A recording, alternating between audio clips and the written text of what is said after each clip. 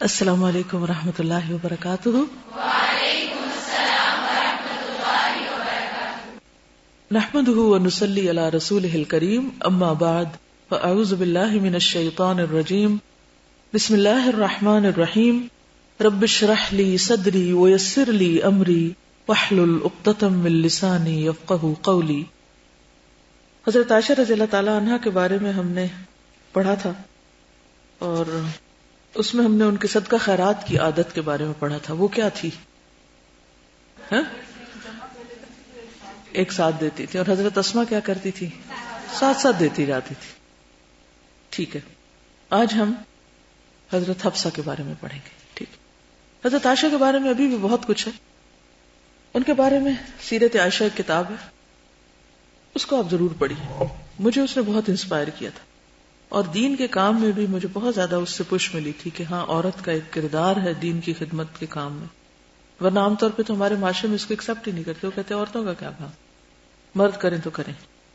لیکن یہ کہ خاتون نے کیا کیا اور کیسے کیا، اور وہ بھی آپ صلی اللہ علیہ وسلم کی زوجہ محترمہ، اور جن کو خاص اس مقصد کے لیے آپ کی زوجیت میں لایا بھی گیا تھا کہ وہ آپ سے ینگ ایج میں سیکھیں اور اس کے بعد دوسروں کو سکھائیں۔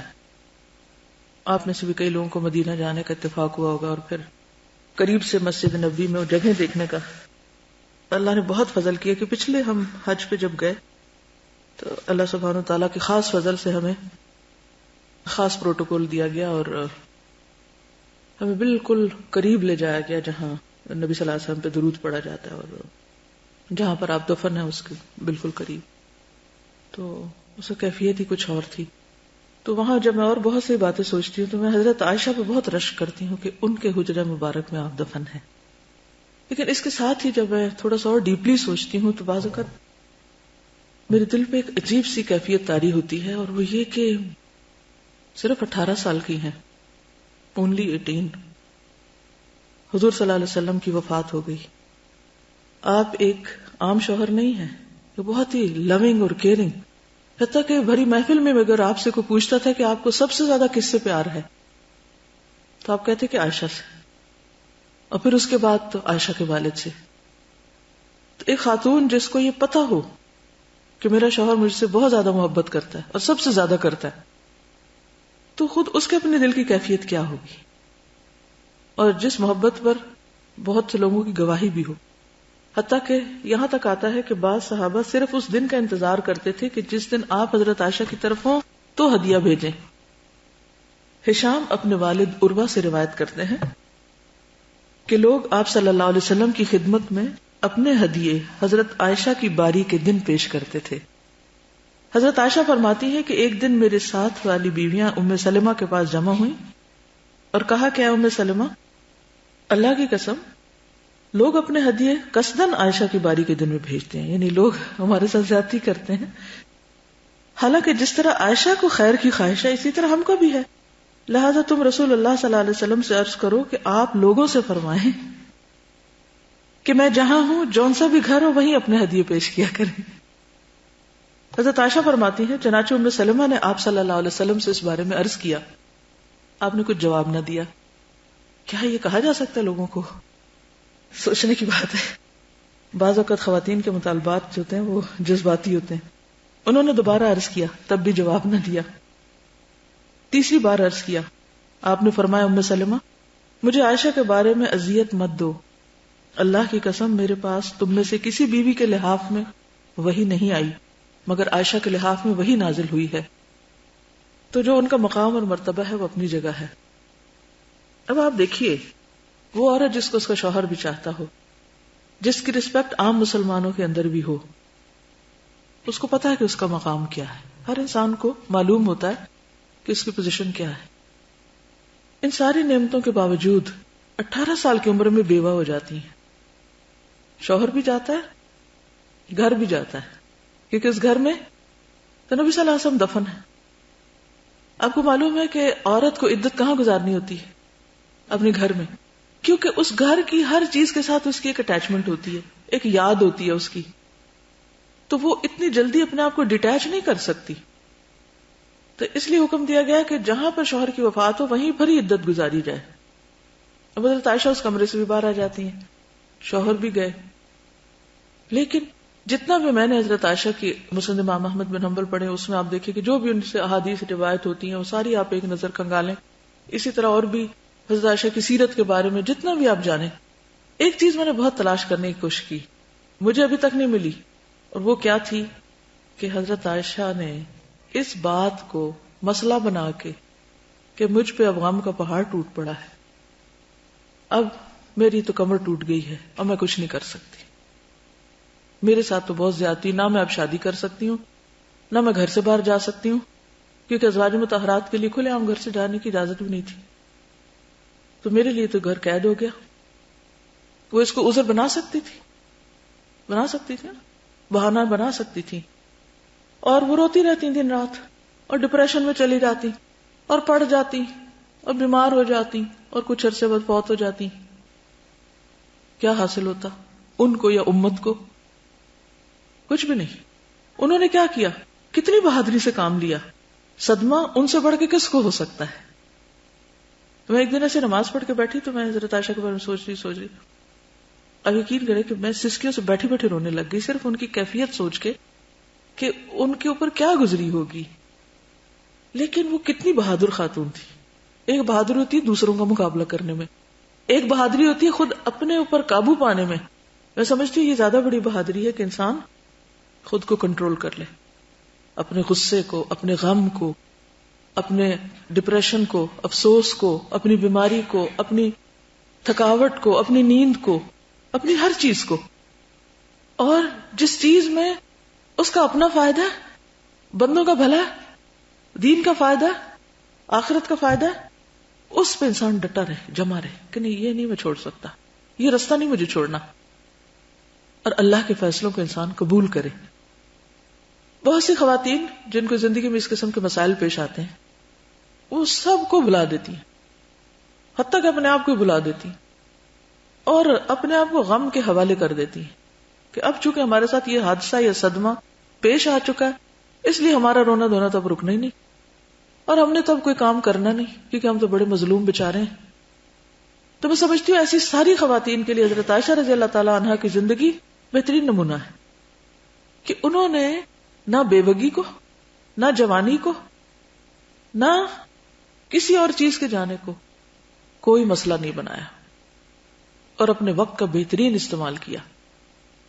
اور یہ فیصلہ ہر ایک کو اپنے لیے خود کرنا ہوتا ہے، اور اگر انسان ارادہ کر لے تو اللہ کی مدد ساتھ ہوتی ہے. کیا سبق سیکھا آپ نے اس سے بتائیے مجھے. جی بچے نہیں ہوئے، بچے نہیں تھے اپنے، اس کو بھی ایشو نہیں بنایا کہ اب تو میرا کوئی بھی نہیں.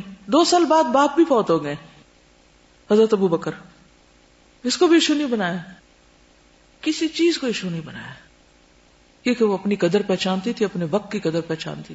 ہم لوگوں کے نزدیک وقت سب سے سستی چیز ہے، جس چیز میں مرضی گما دو، چاہے رونے دھونے میں، چاہے باتیں فضول کرنے میں، چاہے ادھر ادھر گھومنے پھرنے میں. جب ہم بیکار ہوتے ہیں نا تو ہمیں جو لوگ دیکھ رہے ہوتے ہیں نا ان کی بھی ایفیشنسی متاثر ہوتی. اگر ہم روئے جا رہے ہیں تو جو بیچارے اور آس پاس ہیں وہ کیا کریں گے؟ اگر بچے ہیں وہ ڈسٹرب ہو جائیں گے. بعض بچیاں اپنا مسائل بتاتی ہیں، وہ کہتی ہیں کہ ہم بہت کچھ کرنا چاہتے ہیں لیکن ہمارے والدین جو ہیں ان کی آپس کی لڑائی اور گھر میں فتنہ فساد جو ہے اس نے ہمارا دماغ خراب کر دیا، کچھ کر نہیں پاتے. ان کو میں یہ کہتی ہوں کہ اس کو بھی ایشو نہ بناؤ، ان کا معاملہ اللہ پہ چھوڑو، اپنی زندگی کو دیکھو، بہادر بنو. اور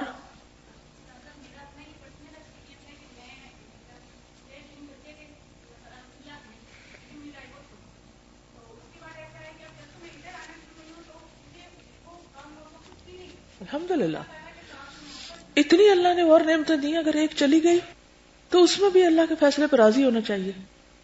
سب اس کا دیا ہے، وہ جب چاہے لے لے. اس کو مسئلہ بنا کے تو زندگی کو کیوں ضائع کر رہے ہیں؟ اس کی قیمت پہچانیے. عام طور پہ ہم یہی دیکھتے رہتے ہیں کہ ہمارے پاس کیا نہیں ہے اور ہم کیا نہیں کر سکتے، اور یہ بھول جاتے ہیں کہ کیا ہے اور کیا کر سکتے ہیں. اصل بات یہی ہے کہ ہماری اپنی چوائس کیا ہے. جب بھی کوئی مشکل مرحلہ پیش آئے نا زندگی میں تو یہ سوچا کرے کہ اب مجھے ڈیسائیڈ کیا کرنا ہے. یہ تو مجھے ڈیسائیڈ کرنا ہے، لوگوں کو میرے لیے نہیں ڈیسائیڈ کرنا. مجھے ڈیسائیڈ کرنا ہے کہ میں نے اس رستے پہ جمے رہنا ہے یا نہیں رہنا. میرا فائدہ کس میں ہے، دین کا فائدہ کس میں. دیکھیے ایک اور بات یہ کہ لوگوں کی پسند ناپسند کو ایک طرف رکھیے کہ وہ کیا پسند کرتے ہیں اور کیا نہیں. ہر لمحے یہی دیکھیے کہ اللہ کیا پسند کرتا ہے، تو آپ لوگوں کی غلامی سے باہر نکل آئیں گے. کیونکہ جب ہم ہر وقت یہ دیکھتے رہتے ہیں تو پھر ہم ایک طرح سے لوگوں کے غلام بن جاتے ہیں. اور پھر آپ دیکھیے کہ جس طرح حضور صلی اللہ علیہ وسلم نے ان کو کہا تمہارے ہاتھ ٹوٹ جائے، اگر ہمارے جیسا کوئی ہوتا تو رو رو کے منہ سے جا کے بیٹھ جاتا اور بس کیا ہوا کہہ دیا ختم ہو گئی بات. اور اس کو آپ ایک اور معنی میں بھی لے سکتے ہیں. چلیے آگے چلتے ہیں. ام المؤمنین حضرت حفصہ بنت عمر بن خطاب رضی اللہ عنہا، یہ حضرت خنیس بن حذافہ سہمی رضی اللہ عنہ کے عقد میں تھی. حضرت خنیس کو غزوہ بدر میں ایک زخم آیا تھا جو بعد میں پھوٹ پڑا، اور اس کی وجہ سے وہ بدر اور احد کے درمیانی عرصے میں انتقال کر گئے. جب حضرت حفصہ کی عدت گزر گئی تو نبی صلی اللہ علیہ وسلم نے شعبان 3 ہجری میں ان سے شادی کر لی. انہوں نے بعمر 60 سال مدینہ میں بمطابق شعبان 45 ہجری 45 ہجری میں وفات پائی اور بقیع میں دفن ہوئی. کتنے سال بعد فوت ہوئی؟ 10 نکال دیں اس میں سے 35، یعنی 10 ہجری میں آپ کا انتقال ہوا یا 11 میں ہوا آپ کا؟ 11 میں ہوا. جی ہاں 11، 10 کے اوپر 2 مہینے ہو گئے تھے، ربیع الاول میں ہوا، محرم صفر. جی تو اب یہ اگر 45 میں ان کا انتقال ہوا ہے تو اس میں سے آپ 10 نکال دیجیے تو 35. ان کا بھی آپ دیکھیے کہ کتنا لمبا پیریڈ ہے بیوگی کا. حضرت حفصہ کی خاص خصوصیت یہ ہے کہ بہت زیادہ روزے رکھنے والی اور قیام کرنے والی تھی. نبی صلی اللہ علیہ وسلم نے فرمایا مجھ سے جبریل علیہ السلام نے کہا کہ حفصہ سے رجوع کرو، کیونکہ آپ نے ان کو طلاق دے دی تھی ایک روایت کے مطابق. تو جبریل علیہ السلام نے آ کر کہا کہ رجوع کر لو، کیونکہ وہ روزے رکھنے والی اور قیام کرنے والی ہیں اور جنت میں آپ کی بیوی ہیں. اس سے بھی ایک بات سیکھنے کو ملتی ہے کہ بعض اوقات میاں بیوی کے درمیان کوئی ناراضگی بھی ہو سکتی ہے، اور ایک پیغمبر اور ان کی بیوی کے درمیان بھی مس انڈرسٹینڈنگ ہو سکتی ہے یا ناراضگی ہو سکتی ہے، اور اس وجہ سے معاملات انتہائی درجے تک پہنچ سکتے ہیں. لیکن this is not the end of the world. کبھی کسی کے ساتھ ایسا ہو بھی جائے تو اس کو آخری چیز نہ سمجھ لیں، اس میں اللہ کی طرف رجوع کرے. یہاں آپ دیکھیے کہ اللہ تعالیٰ کو ان کی کون سی کوالٹی پسند آئی؟ روزے اور قیام. کیا ہمارے یہاں ایسا ہوتا ہے کہ اگر کسی لڑکی کو طلاق ہو جائے یا کسی لڑکی کے ساتھ کوئی حادثہ ہو جائے تو وہ اپنی عبادت میں مزید اضافہ کر دے؟ اللہ تعالیٰ محسنین کا اجر ضائع نہیں کرتا. ہم رنج و غم کی حالت میں صرف ہائے ہائے پکارتے رہتے ہیں، حالانکہ اس وقت اللہ کو پکارنا چاہیے اور زیادہ اللہ کی طرف رجوع کرنا چاہیے. اللہ تعالیٰ دنیا کے حالات بھی درست کر دے گا اور آخرت کے بھی. یہ کتابت اور طب جانتی تھی. شفا بنت عبداللہ سے مروی ہے کہ ایک مرتبہ نبی صلی اللہ علیہ وسلم ان کے پاس تشریف لائے، یعنی شفا کے پاس، تو میں حضرت حفصہ کے یہاں تھی. آپ صلی اللہ علیہ وسلم نے مجھ سے فرمایا کہ یہ دم حفصہ کو بھی سکھا دو جیسے تم نے انہیں کتابت سکھائی ہے. یعنی وہ مخصوص طریقے سے قرآن پاک کی کچھ آیات پڑھ کے دم کرتی تھی. نے کہا کہ یہ حفصہ کو بھی سکھا دو، یہ بھی ایک ہنر ہے، یہ بھی ایک سکل ہے، یعنی مریضوں کا علاج کرنا، جیسے تم نے انہیں لکھنا سکھایا. اس سے یہ بھی پتا چلتا ہے کہ ازواج مطہرات نئے نئے سکل سیکھتی رہتی تھی. ہم تو کہتے ہیں کہ اب شادی ہو گئی، کتابیں بند، سیکھنا سکھانا بند، بس اب صرف کپڑے پہننا، پارٹیوں میں جانا، گھر پہ دعوتیں کرنا اور بچوں کو پالنا، بس یہی کام ہے. پرسنل گرومنگ بھول جاتے ہیں سوائے نئی نئی ریسیپی سیکھنے کے یا نئے نئے ڈیزائنر کے کپڑے پہننے کے، باقی چیزیں بھول جاتے ہیں. شادی کا مرحلہ بھی ایک بہت انقلابی مرحلہ ہوتا ہے. اس کے بعد بعض لڑکیاں اپنی اوقات بھول جاتی ہیں. اس میں مزید سیکھتے رہنے کی، چاہے بچے ہوں، چاہے کچھ بھی ہو، چاہے خاندانی دباؤ ہو، کام بڑھ جائے، ان کی نوعیت بدل جائے، لیکن اپنے آپ کو ہر دم بہتر بناتے رہیں، نئی نئی چیزیں سیکھتے رہیں. صرف نئی ریسیپیز نہیں، اگر لکھنا پڑھنا آتا ہے تو کوئی طبی نسخہ، کوئی اور جس چیز سے بھی لوگوں کو آپ فائدہ پہنچا سکیں، فائدہ مند چیزیں، فائدہ مند علم. حضرت حفصہ کے نکاح کا واقعہ آپ کو معلوم ہوگا. عبداللہ بن عمر کہتے ہیں کہ حفصہ بنت عمر حضرت خنیس بن حذافہ سہمی کے فوت ہو جانے کے بعد بیوہ ہو گئی، اور یہ رسول اللہ صلی اللہ علیہ وسلم کے ساتھیوں میں سے تھے، مدینہ میں فوت ہو گئے تھے. عمر بن خطاب کہتے ہیں کہ میں نے عثمان بن عفان کے پاس حفصہ کا ذکر کیا تو انہوں نے جواب دیا میں غور کروں گا. اس کے بعد میں کئی دن ٹھہرا رہا. پھر ایک دن وہ مجھے مل کے کہنے لگے مجھے ابھی نکاح کرنا مناسب معلوم نہیں ہوتا. یعنی انہوں نے اپنی بیٹی کا پیش کیا پروپوزل حضرت عثمان کے سامنے کہ تم نکاح کر لو اس سے. حضرت عمر فرماتے ہیں جب مجھے ادھر سے جواب ملا تو میں حضرت ابو بکر کے پاس گیا، کہا اگر تم چاہو تو میں اپنی بیٹی حفصہ کا آپ سے نکاح کر دوں. ابو بکر خاموش ہوئے، مجھے کوئی جواب نہیں دیا. مجھے ان پر عثمان رضی اللہ عنہ سے بھی زیادہ غصہ آیا کہ جواب ہی نہیں دیا مجھے. پھر میں چند روز ٹھہرا تھا کہ رسول اللہ صلی اللہ علیہ وسلم نے حفصہ کا پیغام بھیجا. میں نے حفصہ کا نکاح آپ صلی اللہ علیہ وسلم سے کر دیا. اس کے بعد مجھ سے ابو بکر ملے تو کہا جب تم نے مجھ سے ذکر کیا تھا اور میں نے کچھ جواب نہ دیا تھا تو تم ناراض ہو گئے تھے. حضرت عمر فرماتے ہیں کہ میں نے جواب دیا ہاں میں ناراض ہو گیا تھا. ابو بکر نے فرمایا مجھے تمہاری بات قبول کرنے سے انکار نہ تھا، لیکن میں جانتا تھا کہ رسول اللہ صلی اللہ علیہ وسلم نے ان کا ذکر کیا ہے، اور رسول اللہ صلی اللہ علیہ وسلم کا راز کھولنا مجھے مقصود نہ تھا. اگر رسول اللہ صلی اللہ علیہ وسلم یہ ارادہ چھوڑ دیتے تو پھر میں منظور کر لیتا. اس میں آپ دیکھیے کہ صحابہ کا کردار کہ راز کی کیسے حفاظت کرتے ہیں. اگر ہم جیسا کوئی ہو تو کہ ہم اپنی پوزیشن کلیئر کر دیں، کسی کا راز کھلتا ہے تو کھولے، کچھ ہوتا ہے تو ہو. ہم آپ سے زیادہ اپنی ذات کا دفاع کرنا جانتے ہیں. لیکن محبت کا تقاضا کیا ہے؟ یہ بھی ایک تقاضا ہے کہ اگر دوست کا راز آپ کے پاس ہے تو اپنی جان پہ لے لیں، اپنی ذات پہ لے لیں، لیکن اس کو نہ افشا کریں. والد اور شوہر کی بات برداشت کرنا. ابن عمر سے مروی ہے کہ عمر رضی اللہ تعالیٰ عنہ حفصہ کے پاس آئے اور وہ رو رہی تھی. عمر نے ان سے پوچھا کیوں رو رہی؟ شاید رسول اللہ صلی اللہ علیہ وسلم نے تمہیں طلاق دے دی. آپ نے تمہیں پہلے بھی ایک مرتبہ طلاق دی تھی، پھر میری وجہ سے رجوع کیا تھا. اللہ کی قسم اگر دوسری مرتبہ تمہیں طلاق دی تو میں تم سے کبھی بات نہ کروں گا. اس سے پتہ چلتا ہے کہ باپ کا کردار کیا ہے. میاں بیوی کے جھگڑوں میں کیا ہونا چاہیے. آج کے باپ کیا کریں گے؟ شے دیں گے، واپس آ جاؤ، ہمارے پاس ہے تمہارے لیے روٹی کپڑا. ہاں یہ الگ بات ہے کہ اگر لڑکا واقعی خراب ہے اور دینی اخلاقی طور پر تو پھر تو ٹھیک ہے. لیکن اگر چھوٹی موٹی میاں بیوی کے درمیان مس انڈرسٹینڈنگ ہے، کوئی جھگڑا ہے، کوئی کچھ ہے، تو اس میں بیٹی کو بھی سمجھانا چاہیے یہ تمہاری غلطی ہے، تمہیں ایسا نہیں کرنا چاہیے. ٹھیک ہے ہم یہ کہہ سکتے ہیں کہ وہاں حضور صلی اللہ علیہ وسلم تھے تو شاید اس عقیدت میں حضرت عمر نے یہ کہا، لیکن حضرت عمر انتہائی انصاف کرنے والے انسان تھے. اور انہوں نے جب یہ بات کہی ہوگی تو صرف اس وجہ سے نہیں کہ وہ حضور صلی اللہ علیہ وسلم، وہ تو obviously ایک وجہ ہے ہی کہ آپ ان کے ساتھ ایک اپنا رشتہ چاہتے تھے، لیکن اس کے علاوہ بھی ان کا ایک کردار ایک باپ کی حیثیت سے بھی بہت نمایاں نظر آتا ہے. اگلی زوجہ محترمہ ہے ام المومنین حضرت زینب بنت خزیمہ الہلالیہ. یہ حضرت عبیدہ بن حارث کے نکاح میں تھی جو بدر میں شہید ہو گئے. ان کے بعد رمضان 3 ہجری میں رسول اللہ صلی اللہ علیہ وسلم نے ان سے شادی کر لی، اور کہا جاتا ہے کہ وہ حضرت عبداللہ بن جہش کے نکاح میں تھی. وہ جنگ احد میں شہید ہوئے. کون؟ اور رسول اللہ صلی اللہ علیہ وسلم نے 4 ہجری میں ان سے شادی کی. انہیں جاہلیت میں ام المساکین کہا جاتا ہے کیونکہ مسکینوں کو کھانا کھلاتی تھی. آپ صلی اللہ علیہ وسلم سے شادی کے 8 مہینے بعد یا تقریباً 3 مہینے بعد ربیع الثانی 4 ہجری میں ان کا انتقال ہو گیا. نبی صلی اللہ علیہ وسلم نے ان کی نماز جنازہ پڑھائی اور انہیں بقیع میں دفن کیا گیا. پھر ہے حضرت ام المؤمنین حضرت ام سلمہ بنت ابو امیہ.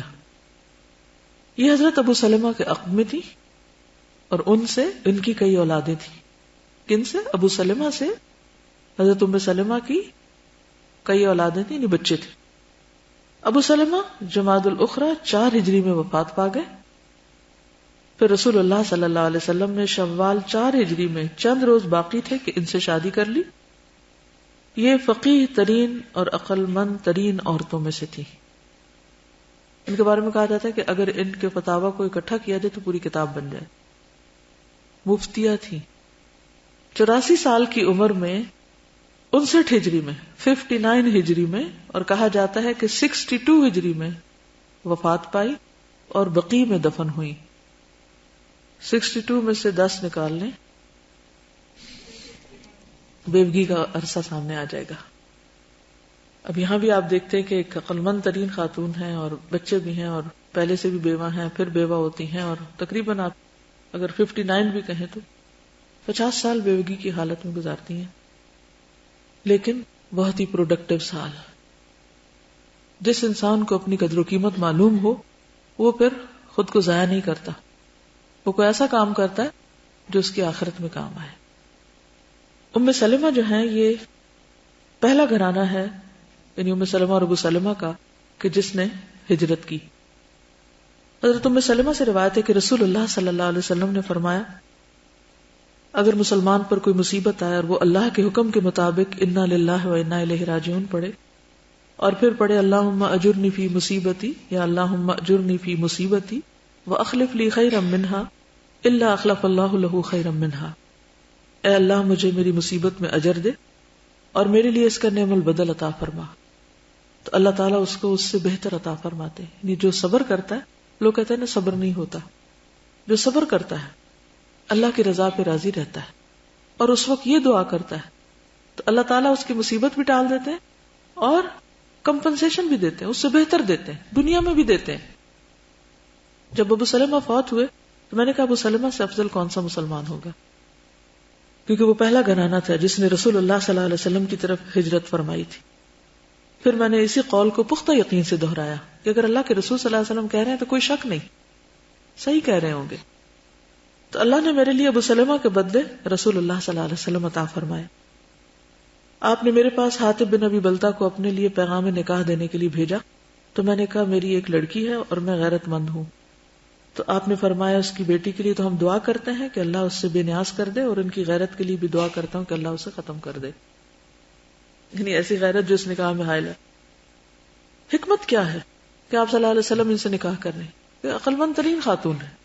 ان سے نکاح کرنے کا مطلب یہ ہے کہ دین کا وہ حصہ جو ان کے ذریعے ٹرانسفر ہوگا وہ یہی کر سکتی.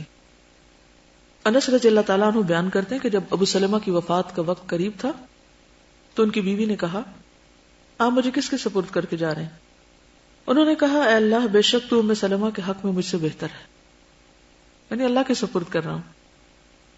جب وہ فوت ہو گئے تو رسول اللہ صلی اللہ علیہ وسلم نے ام سلمہ کو نکاح کا پیغام بھیجا. انہوں نے جواباً کہا کہ میری عمر زیادہ ہو گئی ہے.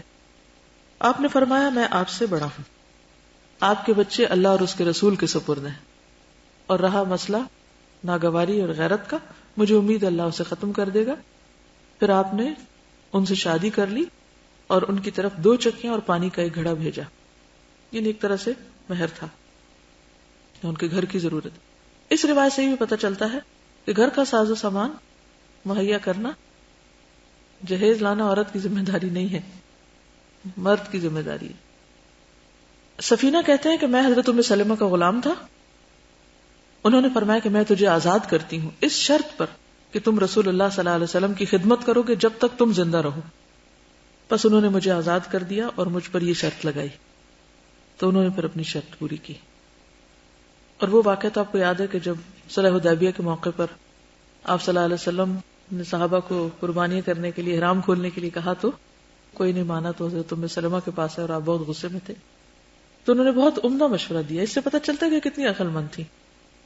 انہوں نے کہا کہ آپ خود ایسا کر لیں تو لوگ آپ کو دیکھ کے کر لیں، اور آپ نے ان کے مشورے پر عمل کیا اور معاملہ ختم ہو گیا.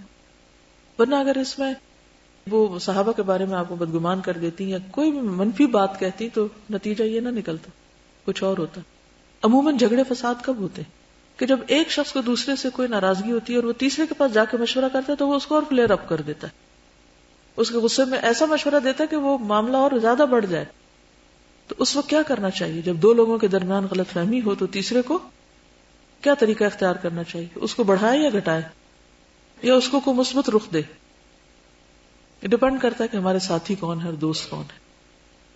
جیسے وہ ہوں گے جن سے ہم مشورہ کریں گے ویسے ہی کام پھر آگے کریں گے اور ویسے ہی نتائج پر نکلیں گے.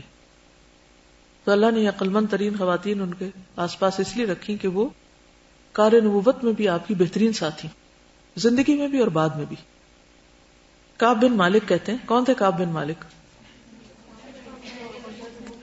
جو غزوہ تبوک میں پیچھے رہ گئے تھے. کہتے کہ اللہ نے ہماری توبہ کی بشارت آپ پر اس وقت نازل کی جب رات کا آخری تہائی حصہ باقی رہ گیا تھا.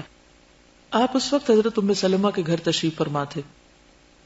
ام سلمہ کا مجھ پر بڑا احسان اور کرم تھا اور وہ میری مدد کیا کرتی تھی. آپ نے فرمایا ام سلمہ کعب کی توبہ قبول ہو گئی. انہوں نے عرض کیا پھر میں ان کے یہاں کسی کو بھیج کر یہ خوشخبری نہ پہنچا دوں؟ آپ نے فرمایا یہ خبر سنتے ہی لوگ جمع ہو جائیں گے اور ساری رات تمہیں سونے نہیں دیں گے, تو اس لیے صبر کرو اور صبح تک. تو پھر صبح کی نماز میں سب کو بتایا گیا تھا. اس سے کیا بات پتہ چلتی ہے؟ وہ تو ہے ہی کہ آپ ان کے آرام کا خیال کرے تھے. اس سے زیادہ بڑی بات کیا سمجھ میں آتی؟ دیکھیے اوور آل بگ پکچر دیکھیں کہ نبی صلی اللہ علیہ وسلم باہر کے معاملات کہاں ڈسکس کرتے تھے؟ گھر میں, اور وہ بھی ویل انفارمڈ تھیں باہر کیا ہو رہا ہے, اور اس کام میں برابر کی شریک تھیں. اب آپ دیکھیں کہ کعب بن مالک پہ ایک مشکل آئی ہوئی ہے, کوئی بھی ان سے نہیں بول رہا. کوئی بزنس وہ کر سکتے تھے, کوئی کام کر سکتے تھے, ایک بندہ نہیں ان سے بول رہا. بیوی بھی چلی گئی. ام سلمہ کو پتا تھا وہ کیا کرتی تھی, کچھ نہ کچھ بھیجتی رہتی تھی کہ اس کو ضرورت ہوگی, وہ اس وقت مشکل میں ہے. یہ کتنی سمجھداری کی بات ہے. اور اللہ تعالیٰ نے وہی بھی اتاری. سب سے پہلے ان کو پتا چلا کہ کعب کی توبہ قبول ہو گئی. اب وہی نازل ہوئی. آپ چاہتے تو اپنے دل میں ہی رکھتے اور نہ بتاتے اور صبح مسجد ہی جا کے بتاتے. جو ہی وہی نازل ہوئی آپ نے حضرت ام سلمہ کو سب سے پہلے خبر دی کہ ایسا ہو گیا. تو ام سلمہ نے کہا کہ اچھا میں بتا دیتی ہوں, کیونکہ وہ ان کو پہلے بھی کچھ نہ کچھ بھیجتی تھی. تو آپ نے کہا کہ نہیں ایسا نہ کرو تو مشکل ہو جائے گی. اس سے ریلیشن شپ سمجھ میں آتا ہے اور عورت کا کردار سمجھ میں آتا ہے کہ اس کا کام صرف ہانڈی روٹی نہیں ہے, اس سے باہر بھی نکل کے سوچنا ہے, اپنی سوچ بلند کرنی ہے, مسلمانوں کے معاملات پر بھی نظر رکھنی ہے کہ آس پاس معاشرے میں کیا ہو رہا ہے, کون لوگ کہاں دکھی ہیں, پریشان ہیں, ان کے لیے کیا کیا جائے. کس قدر سمجھداری کی بات ہے کہ اب آپ دیکھیے کہ کیا مرد صحابہ موجود نہیں تھے, وہاں تھے نا. ام سلمہ کیوں مدد کرتی تھی؟ اگر آج کوئی خاتون کسی ضرورت مند کی مدد کر رہی ہوں تو لوگ کیا کریں گے؟ اس پر الزام لگا دیں گے.